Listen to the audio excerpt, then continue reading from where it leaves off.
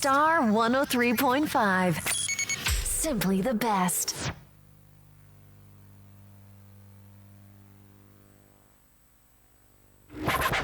Extraordinary radio for discerning listeners. Starr 103.5 FM.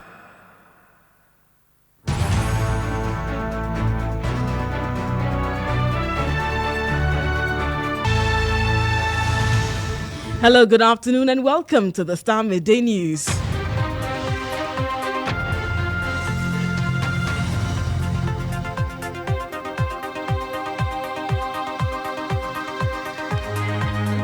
And coming up in the bulletin, political scientist Dr. Asah-Asante urges the NPP caucus in Parliament to reconsider decision to recall Parliament, warning the move could backfire. That for me takes away that beautiful aspect of the conversation of what consensus building. Because once you do that, you bring the speaker back. Meanwhile, the NDC caucus says an immediate recall of Parliament is impossible. Taking us through that process by the end of the day, the time is gone. And then most of the things they wanted to do, they will not have time to do them. Also in the bulletin, parents urge GES to clarify reporting dates for first-year students amid concerns over short preparation time. We'll hear from an education expert on what needs to be done to address the issue. And also in the bulletin, Public Interest and Accountability Committee, PIAC, pushes for judicious use of oil proceeds as it bemoans current decline in crude oil production. And later on, family and friends of Enyonam Agbenu, one of the 12-year-olds killed during the East Legon car crash involving Bishop Salifu's son, bid her farewell. The only thing I have to say is, if you have kids, give them a hug. Say you love them every time you leave them, because you don't know why. Details of these stories and many more coming up shortly. Stay tuned in.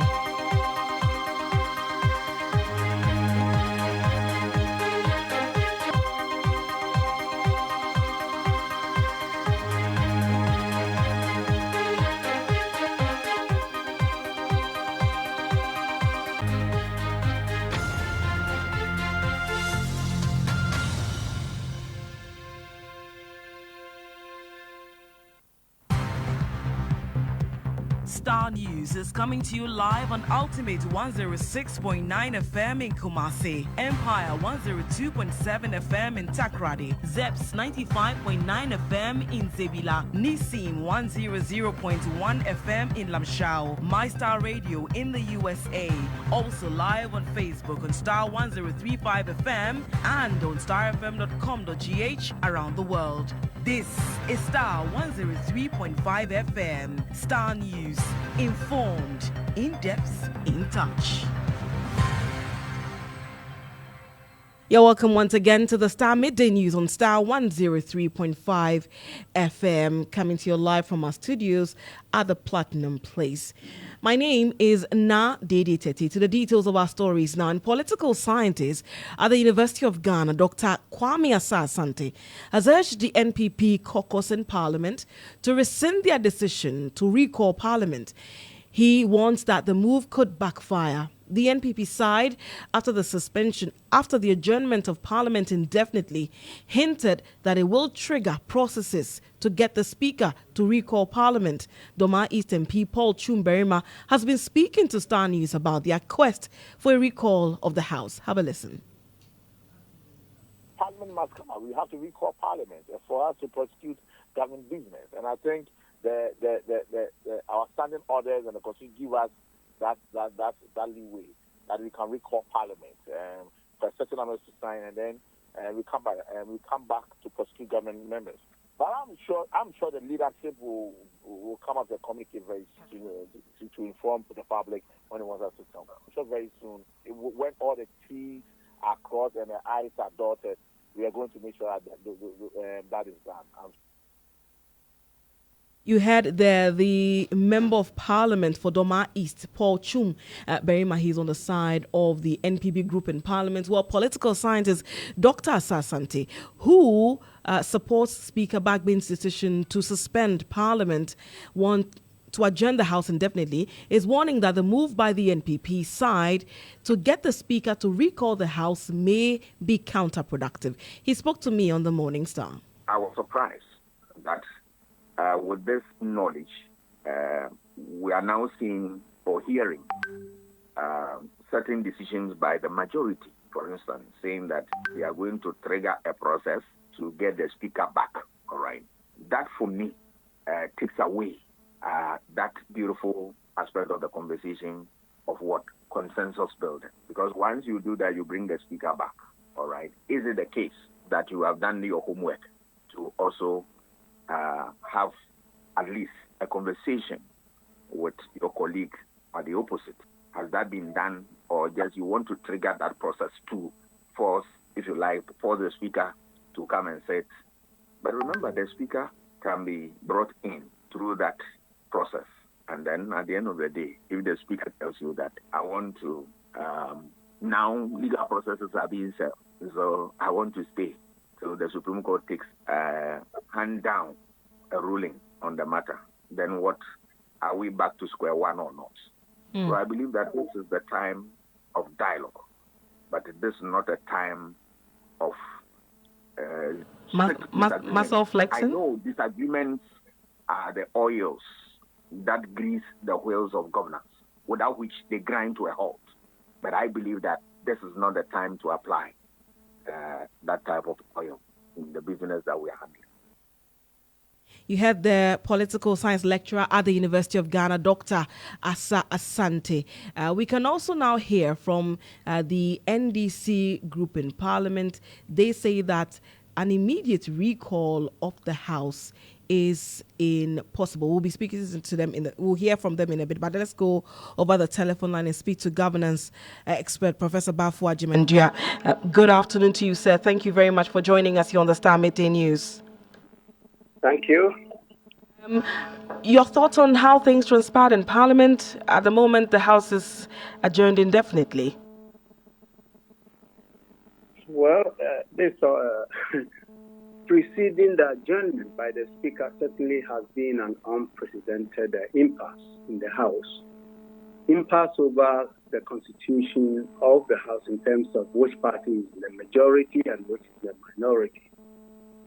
And the intervention of this impasse by the Supreme Court may have added to the tension that we experienced. And so yesterday, when the Speaker decided to adjourn the Parliament indefinitely, to use his words, we were not sure exactly how this is going to pan out. But let me say that two things happened yesterday which I think we should appreciate.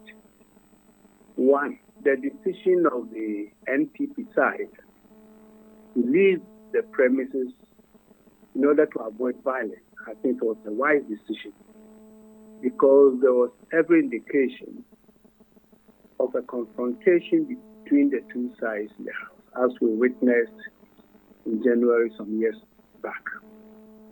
So their decision, I'm sure, prevented or perhaps preempted any possibility of violence among the parliamentarians. They've done it before, they've thrown punches before, and I think they are going to do the same.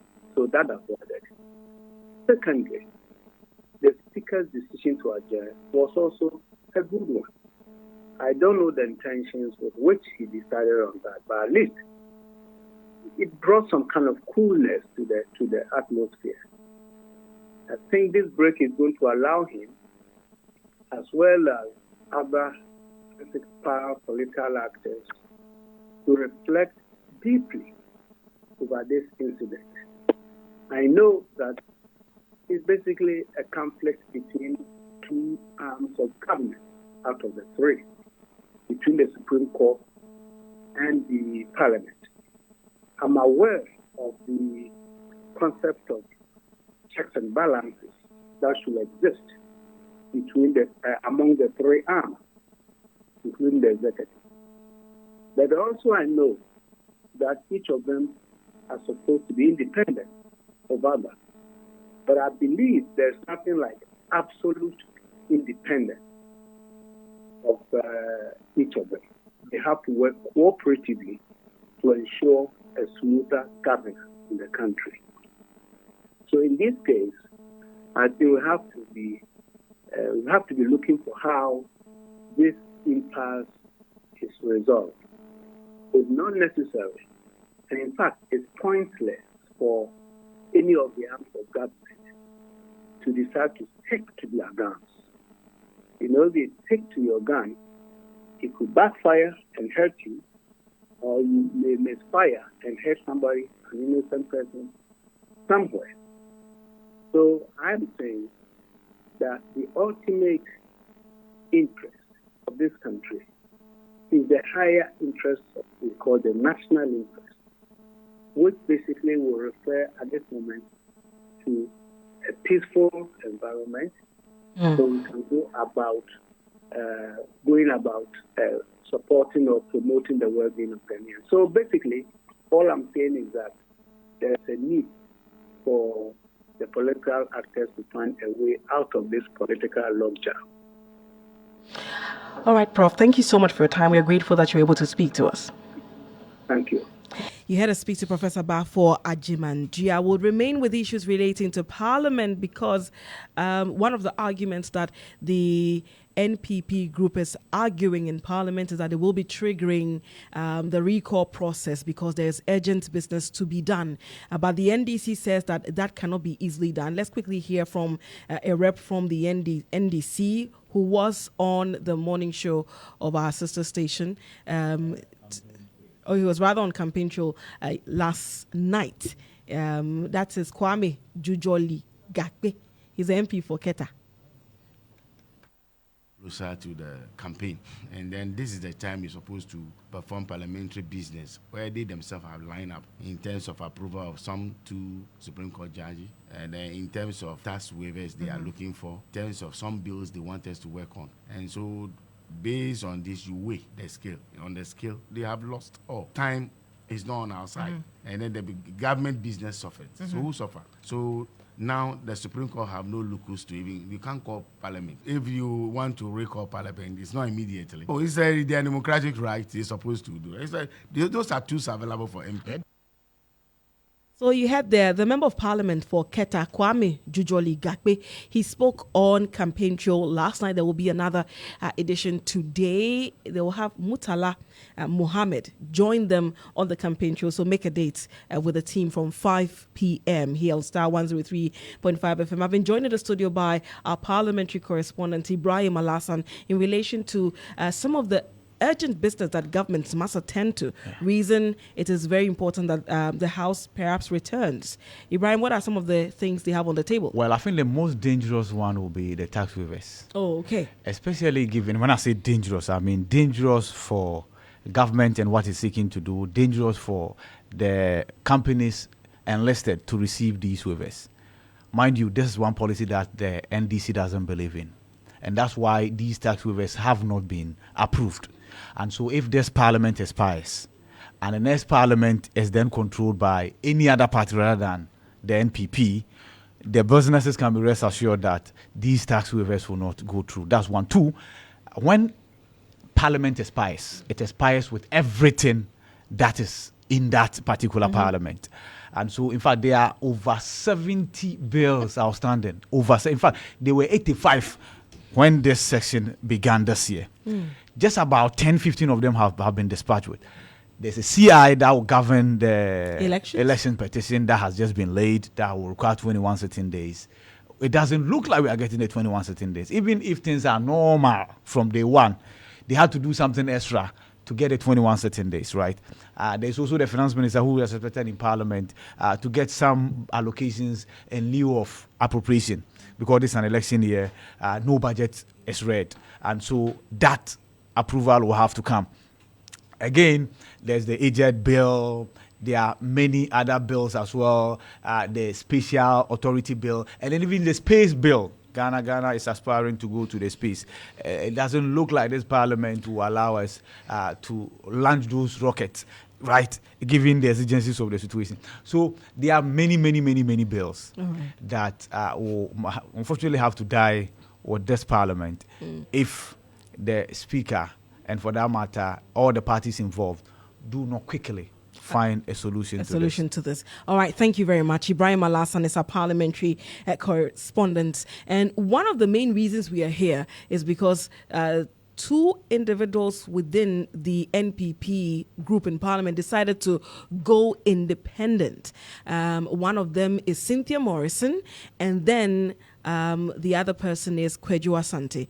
The other individual in question, which is the Member of Parliament for Fomena, for him, he came in as an independent and he's joining the NPP one more time. But one of the key reasons we are here is because of these individuals. And yesterday, after all the shenanigans and brouhaha in Parliament and everything else, we saw pictures of some of them, of the two, Cynthia Morrison and Kweju Asante, with the leadership of the NPP group in Parliament. And the pictures were circulated. Many people assumed that it meant they had withdrawn that earlier decision to go independent. Well, it looks like that's not the case. We spoke to Cynthia Morrison last night on News Tonight, and she said emphatically that no, she's still going independent. Most of you have been reacting to it. Nanama Aqua is here with the very least. I had to be very careful I didn't mention the wrong surname. So what are people saying in reaction to Cynthia Morrison's communication that she's still going independent? An independent candidate, as she says she is just that, independent. Though, when you look at the pictures, they do speak 1,000 words. When you go over to Facebook, you have Francis who says, market no good for MPP, cra. Then Gordon says, you remain an independent candidate, yet claim you've not resigned from the MPP. And obviously, this is what we are waiting for the court to adjudicate on. Then David says, Madam, God will bless you. God will increase you. God will prosper you. God will magnify your blessings. God will protect you from your enemies, in brackets, MPP. MPP is condemned and finished, according to David. Then we have Adamu, Ya Santwa of Parliament. Now, please save us. Then Abeku says, they are adding lies to the case too. Bagbin should dissolve the 8th Parliament. Nobody should return again. They should go on their campaign business.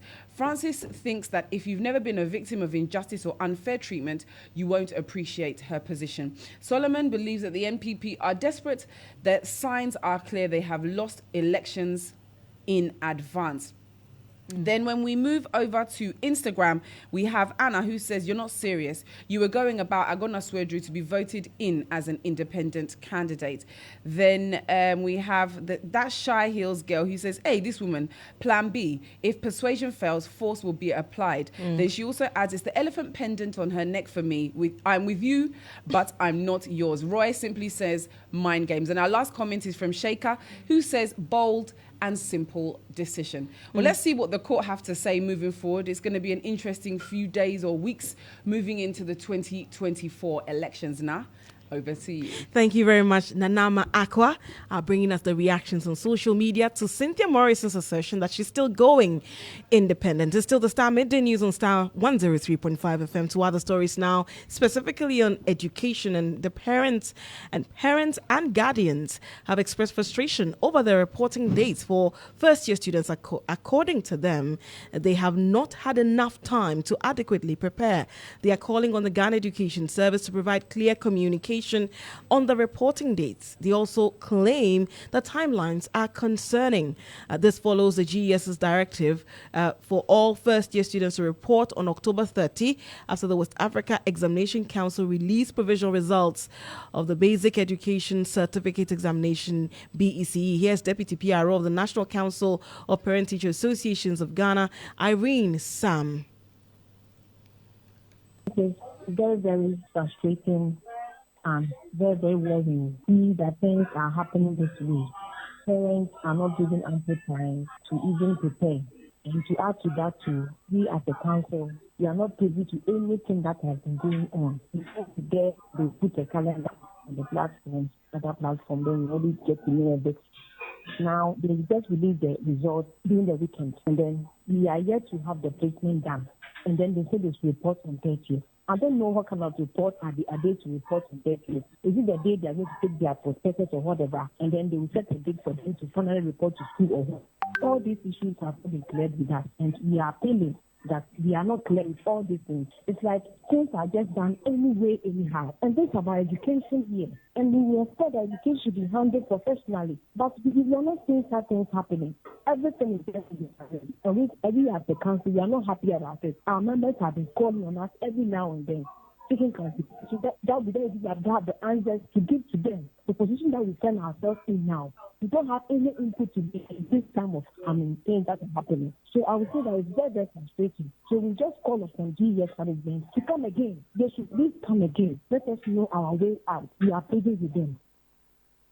You had there the Deputy Public Relations Officer of the National Council of the Parent-Teacher Associations of Ghana, Irene Sam, speaking there to Star News. Let's move on to some other issues. Well, the Imani Center for Policy and Education says that government's continued attribution of Ghana's economic crisis to COVID-19 and the Russia invasion of Ukraine is largely unfounded.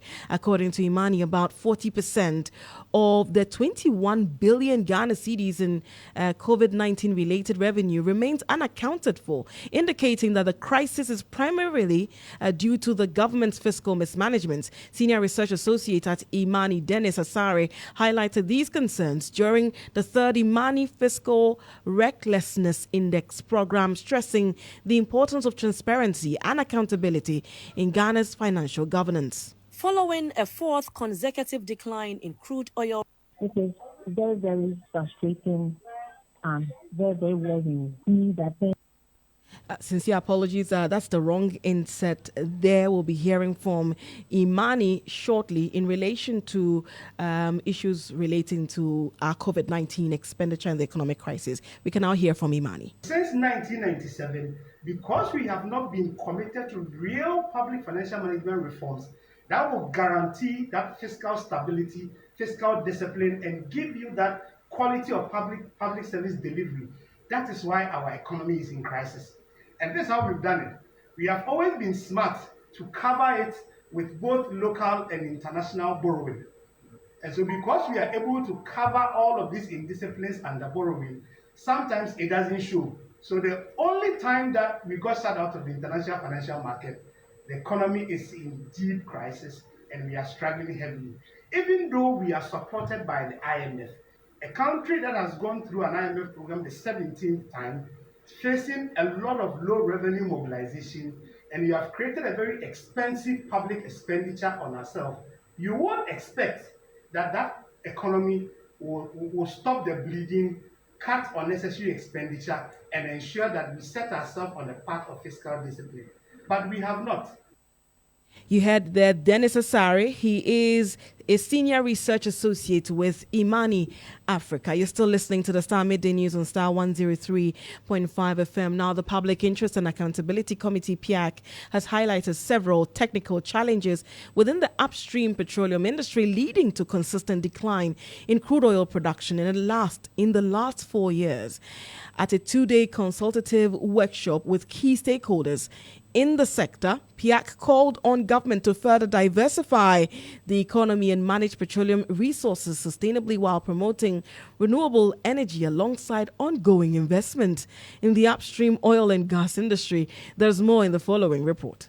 Following a fourth consecutive decline in crude oil production in the last 10 years, the Public Interest and Accountability Committee, PIAC, has outlined 9 key recommendations and measures aimed at sustaining the petroleum industry. These include improving the investment climate, promoting infrastructure development, strengthening collaboration with academia, amongst others.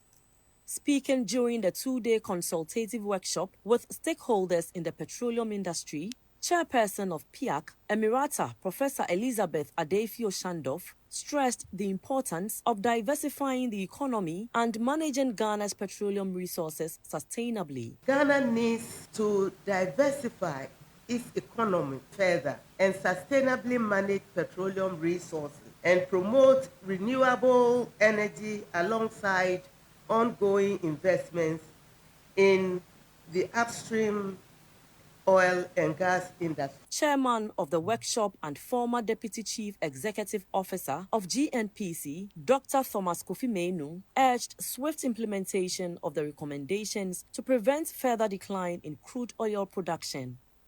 We'll bring you the full report later on Start today. Let's now bring you sports. And Jones to the A to the D to the Z to the I is here. Jones Saji, what's in sports? Well, it's all about the Starr at 10 diplomatic games. And guess what? 8 teams have been confirmed for the football event as part of the Starr FM at 10 diplomatic games. Team Ghana, Italy, Nigeria, Australia, Tettey, the European Union, UNESCO, and the United States of America have all been confirmed for the football event. The games will be at the American International School Sports Complex in East Legon on Saturday, October 26th at 8 a.m. The live draw for the games will be held on the game on GH1 TV on Thursday at 1 p.m. as well. So that'll be all for sports this morning. There's Champions League, but we'll have more on the game at 1 p.m. All right, so make sure you tune in at 1 p.m. for more in terms of sports news with the entire sports team.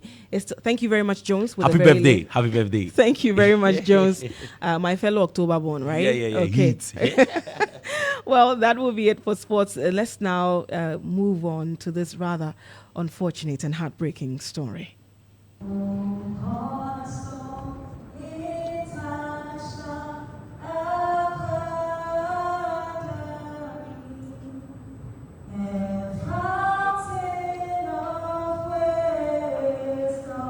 Mates of the late Justine, Marianne, Enyonam Agbenu singing their anthem as they bid their goodbye. The 12-year-old lost her life during the car crash at East Legon involving a 16-year-old son of Bishop Salifo Amwako, parliamentary candidate for the Ayawaso West Wagon constituency, who is part of the dignitaries who attended the funeral service, questioned the lack of speed ramps on that road where the car crash occurred.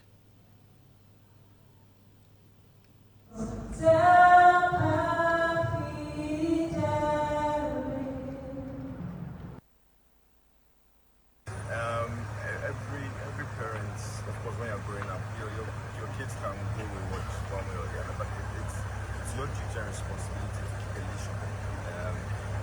Some people say, if they are men's or women or that. Yes, men's or women, but you have to keep a leash on your kids. You have to discipline them when they are wrong. You have to make sure that you don't give them you don't surround them with certain accoutrements. And we apologize for the poor quality of the sound. And on that very sad note, we'll end today's edition of the Starr Midday News.